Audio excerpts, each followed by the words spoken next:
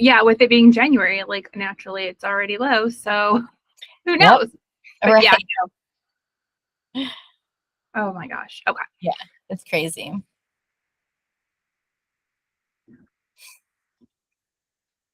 There we go. Nice.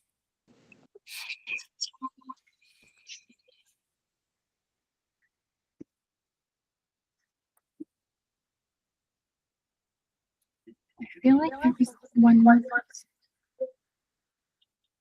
Hello.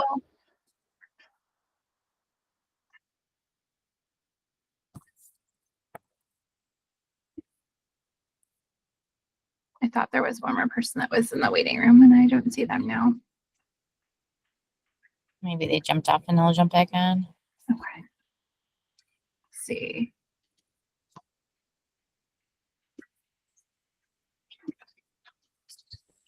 All right. So we're just going to maybe wait a couple minutes and just see if anyone else pops in. Absolutely.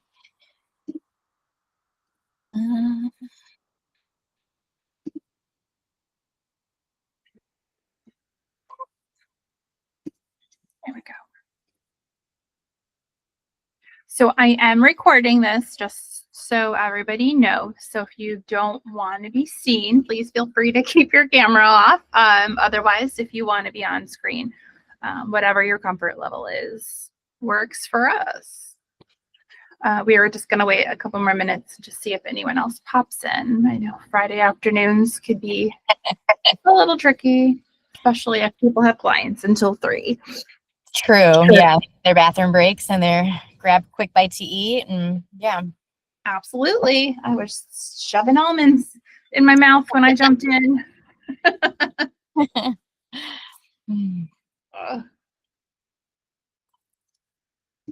Well, we can maybe go ahead and get started and just Sure. so we have those bullet points we talked about, but Shannon had really interesting information that her and I were just talking about before everybody jumped in. So maybe that's a good thing to kind of lead with and just start. Absolutely. So, well, first off, my name is Shannon Dobson. I am the owner of DAS Billing Solutions. So we specialize in mental health billing.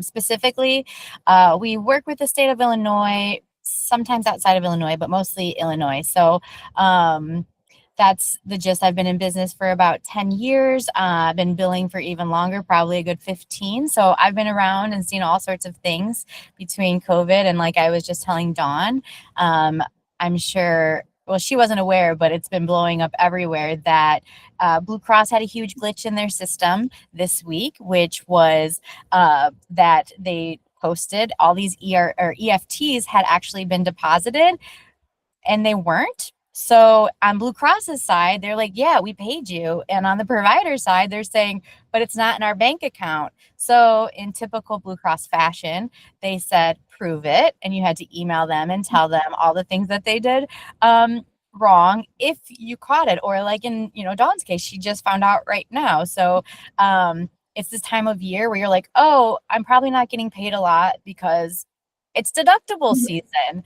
And that's what I was actually telling my providers, like, no, I don't think it's an issue. It was Martin Luther King Day. It was all of these things. And then my provider was like, no, girl, we really aren't getting the money. And I'm like, oh, okay. So good news is I can't tell if Blue Cross is reconciling on their own all of a sudden or not. All I know is that when I've emailed them, they have paid it within the day or within 24 hours of the email I sent. So that's good news. Very good. Bad news, you've got to reconcile all of it against your bank account, and that I have worked very long nights this week. So that's fun, right? Dealing with insurance. And then the other thing that I'm getting bombarded with is the Blue Cross attestations. So the 90-day, every quarter you need to submit this. And my understanding is they're getting calls again. Providers are getting calls again. And I've had 2 providers email me and called it harassing voicemails. So sounds like they're getting intense, but the roster is supposed to cover that. So, filling out that attestation form, doing this quarterly, is supposed to save you from these phone calls. It's not, but it's supposed to, or give you a peace of mind that that's done. So I'm happy to, if you have specific questions on that, or if you want me to go into more detail on that, I'm happy to go through. And then just really the other thing I talked about was understanding insurance benefits, and then, common issues, which I've kind of already talked about. Blue Cross is weighing heavily on my mind right now with common issues, but this time of year is the time when plans are changing and benefits are changing. And I'm seeing more plans have changed in December instead of January. So I'm getting a lot of, why does this client have a deductible in Jan or in December? And the truth is, a lot of plans are changing in December. And so there's all sorts of wonky things happening that like, I'm happy to answer any questions or just kind of dive in. So you let me know, Dawn, which way I should go. Yeah. I think I would definitely love if you shared a little bit more about because the roster is so new, right? Like having to submit the quarterly rosters every quarter. Can you share just a little bit about like what to make sure you're doing, and also, even sharing how you've been helping providers with that, because I think that's really helpful for us to feel overwhelmed with everything as it is already. It's so overwhelming. So there was a law that changed, and the law is requiring Blue Cross and other insurances too that have to follow this new process and ensuring that all the information is correct. Well, United Healthcare does it a little differently than, you can just go on their portal, attest that way every quarter. It's a beautiful thing. Cigna sends out this email and says, hey, call this number. If no information is changed, go ahead and click 2 and you're all good for the next quarter. And then they tell you exactly what to do. It's super simple.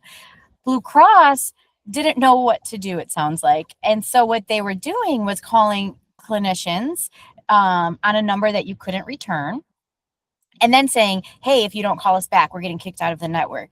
And not only that, providers were kicked out of the network.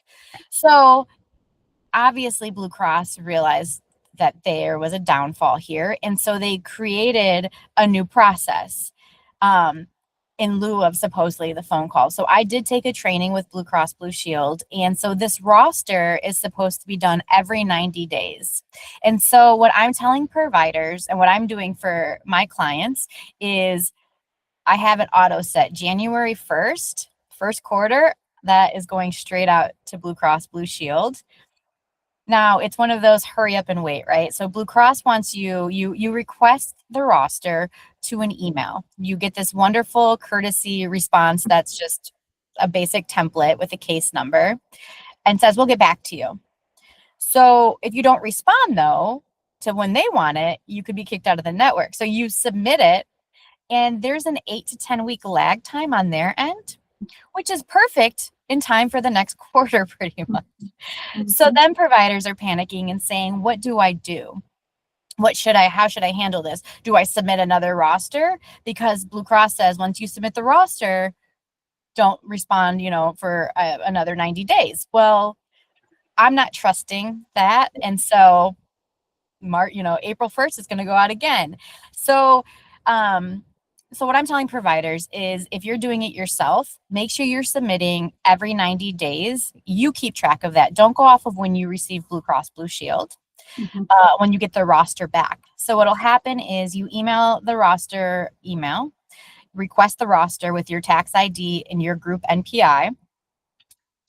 Then when they eventually send it back to you, they're going to send it back in an Excel form. It's a locked form. So if you do not have Excel, do not try to send it back in numbers. Do not try to send it back in a PDF. Do not try to send it back in any other format. You can't even use Google Excel because it unlocks it and they won't accept it. Mm-hmm. So I'm a Mac user, and so that kind of threw me. And so I purchased Excel for this purpose because I'm obviously using it for several clinicians, so it's a worthwhile thing. But for some providers, it's a lot of money for that reason only. For that reason only. Yeah, it makes zero sense. And so so you get the roster back, and the roster seems it seems pretty elementary. It's literally an Excel sheet, and you just go column by column. They want to know, is your birth date right? Social security, or social, not on their date of birth, your licensure. So are you an LPC or did you switch to LCPC? You can make all of these changes on this roster. The trick is, if there's no changes, you have to return it to them and say no changes. You can't say, oh, we're good. No news is good news. Don't respond. That's considered not submitting the roster. So once you get it back from them, there's all the way over, keep scrolling, and you have to say no changes, email them again, no changes, and then you never hear from them again. So do they get it? Do they not get it?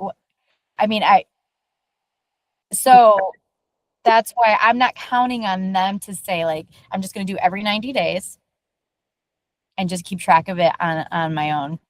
So we are offering that service as something to handle every quarter. Like I said, I'm having it automatically sent out. I'm getting it ready for the next quarter already, even though I just submitted quarter one. And that's just something that we'll just automatically do for a $50 quarter fee. So, but it seems like you're doing it for nothing and you're not getting it back. But I promise you, Blue Cross said they're looking at these, and the issue is also, so we'll submit the roster back just in time to get the next roster. So some of the changes aren't made on there that you requested originally. So they're still working out their system, but all we can do is just follow the rules that they're giving us to the best that we can. And so I feel like I said that's about as clear as mud.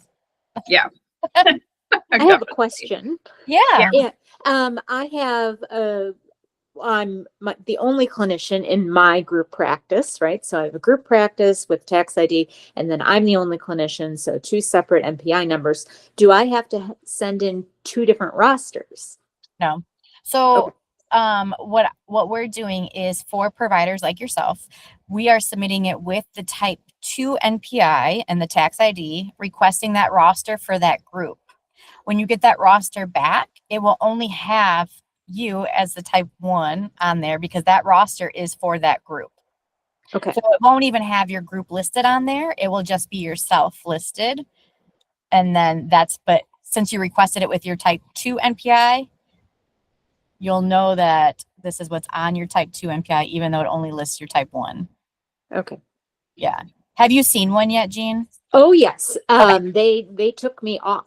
And they said they were calling me, but they never left me a message. They said that they couldn't get a hold of me, et cetera, et cetera. I never Yep. got anything in the mail. I never got a voicemail message, nothing. And they took me off, and I had to work my way back in. Yeah. And so what they're saying, did you fight that? Because Yes. there was a lot of errors with that. So hopefully you were able to get it retrodated, because I found a lot of people were removed in error. But what they were saying is, if your phone number changed and you didn't tell them, they're considered you as a closed business.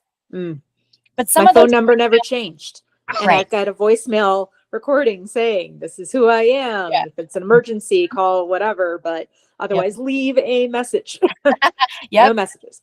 Well, and even when they left a message, it would be super, super fast. It was you couldn't call it back, and it sounded very spammy. So providers, but I did have a provider like yourself that never got the phone call, never got an email, never got anything mailed, never moved, never changed anything. And we fought, and we were able to get her back on, but it's a nightmare. It was very interesting because they left my group practice on, but they took me as the provider off. Yep. So. Yep. I've seen that. Yeah.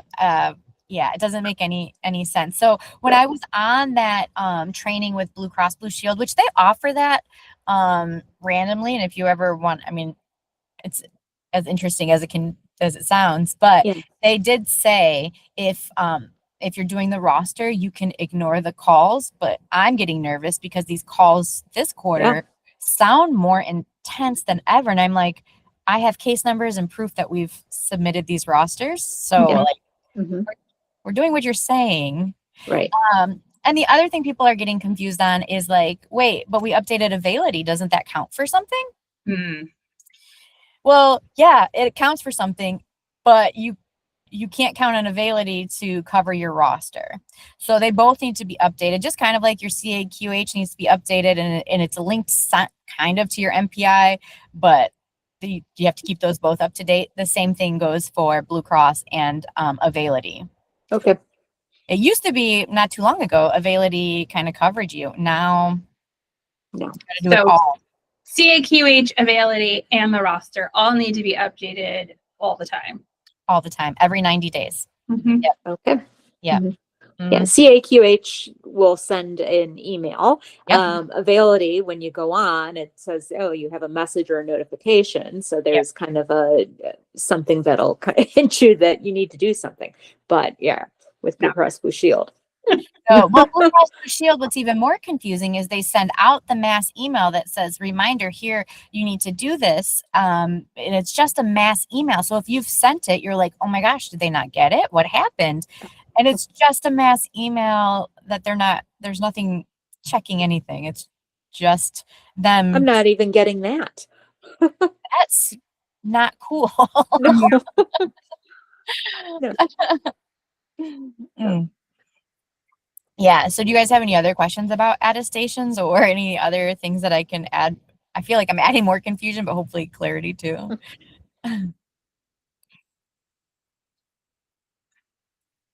You can put it in the chat too. If anybody has like specific questions that they want to make sure that they get answered, I can pull that up and just read out of the chat if people didn't feel like unmuting. Makes sense. Yep. So attestations, that 90-day roster, that's super important. And then understanding, like I said, benefits are changing. So I know for me personally as a business owner, if I made my benefits for my company in December, if I made like updated my policy in December, it saved me 40%. And if I did it in January, it would have been obviously 40% more. And so I made the decision to change my effective date for our policies at the company. And I'm seeing that all over the place. So that's something to keep in mind, that that those are changing. We're seeing a lot of new plans starting to pop up, meaning like the high performance for Blue Cross. We're seeing Blue Focus, which is now another HMO that it sounds to me like it's going to be similar to Blue Choice. We all panicked when Blue Choice came out because we didn't know what that was. And then you had to be in network with them and it was special. Sounds to me like these plans are going to start to be that way as well. So those are newer things we're starting to see. I'm also noticing for Aetna providers that they're doing max benefits. And so understanding how many sessions are allowed. Oh, That's a huge one I'm seeing, which was never an issue until it looks like last year. Aetna also made a change where you can only bill one 90791. Some other fun things I'm seeing in 2026 is they're changing what diagnoses are being accepted. A lot of unspecified has been denied in the past, and some of them you could get away with. What I'm seeing just this week I was dealing with was a diagnosis where it was in it wasn't active, it was, what's the word, I forget how they word it, but it wasn't an ongoing thing, but it was, what's the word I'm looking for? Are you talking about adjustment disorders? or in remission. Yeah, in remission or not, when it's not present like all the time. There's a word for it in your diagnosis. Recurrent. Recurrent. They're starting to get really upset. It's almost like they want it to be active rather than where they're just coming for support. So it's not active, which is I would think what we would really want is to make sure that we're like maintaining, right?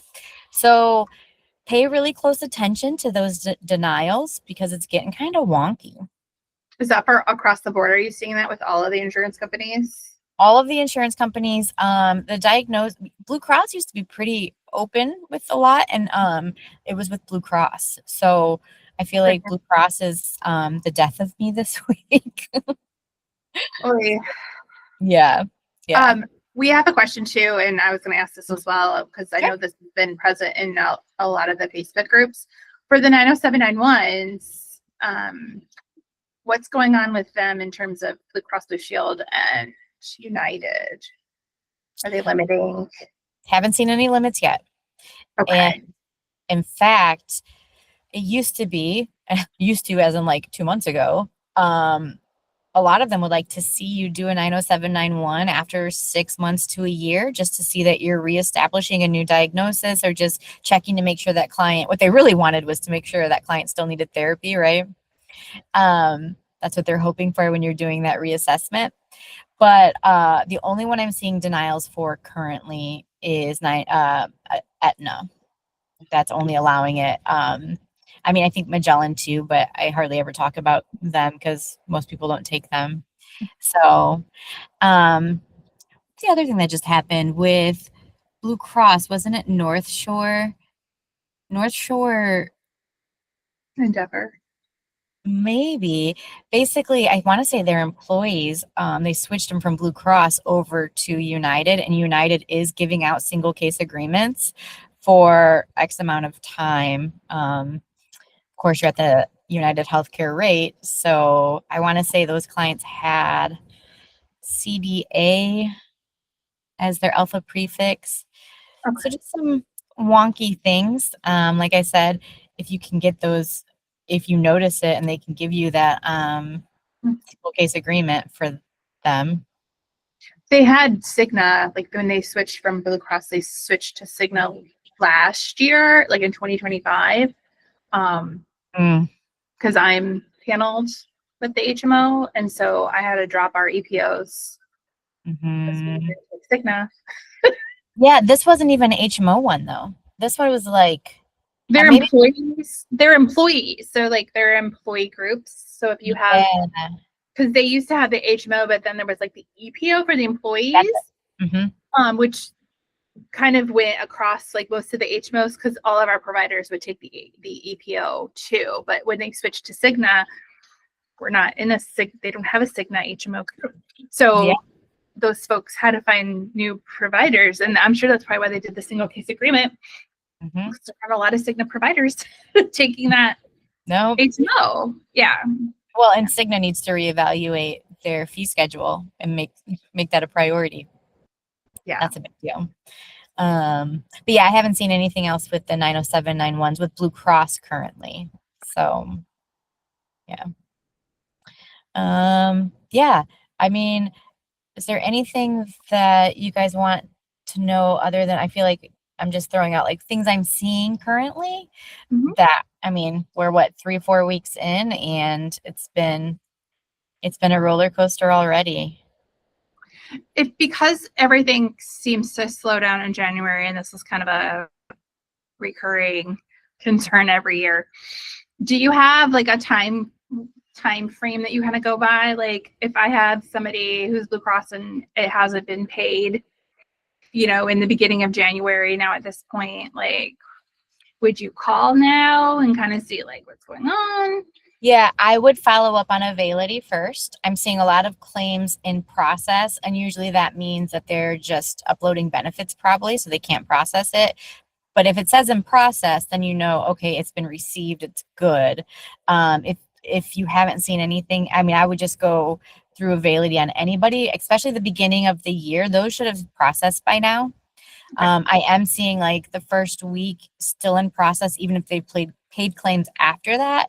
And I think that that's just them catching up with uploading their benefits. But we call pretty fast because Blue Cross is within 7 to 10 days of processing. I mean, they're pretty fast.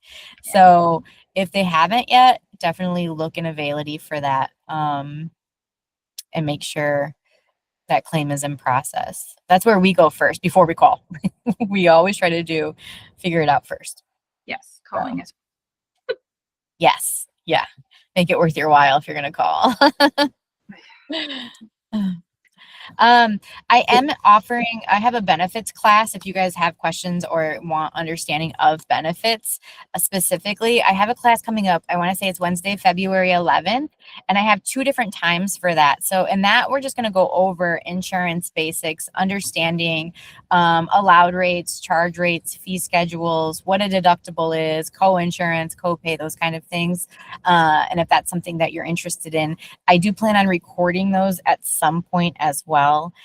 And I'm planning on offering classes for your clients. So if your clients, you have clients that get confused on what benefits are, I do plan on offering something like that. I offered it recently and nobody showed up, so I haven't rescheduled one yet, but keep that in mind if you think that would be worthwhile. Or if there's anything else you guys think would be great, I'm happy to offer something for that too.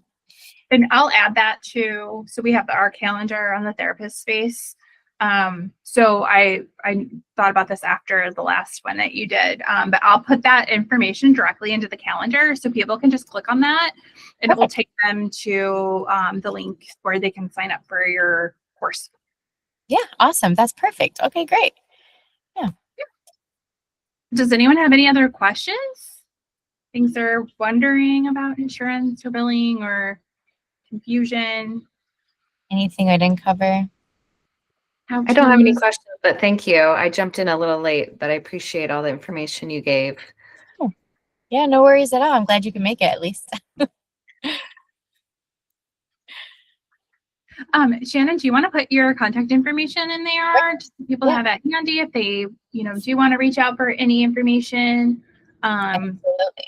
And then, as she mentioned, the $50 per quarter to take that roster off your hands, which I'm pretty sure I'll be texting you. Give it up to me, and I hate Excel. Yeah. Yes, it's something else, that's for sure. Which I'm like doing the numbers. I'm like, isn't it like $100 and some dollars to just pay for Microsoft Suite a year? Like, I'd rather just pay you the $200 and not get Excel and have you do the roster. Right. If you're only getting it just for this, it seems not cool. Yeah, because I have a MacBook too. So, like, I've been using our assistant's, her personal computer to upload because I'm like, I don't know how else to do it. We don't have it on here. Right. Yeah, I wouldn't have any clue. I have no access to any other computer. So, yeah. Sweet. Okay. Well, thank you everybody for attending. If you have any questions, we have Shannon's information there. And I hope everyone has a great weekend.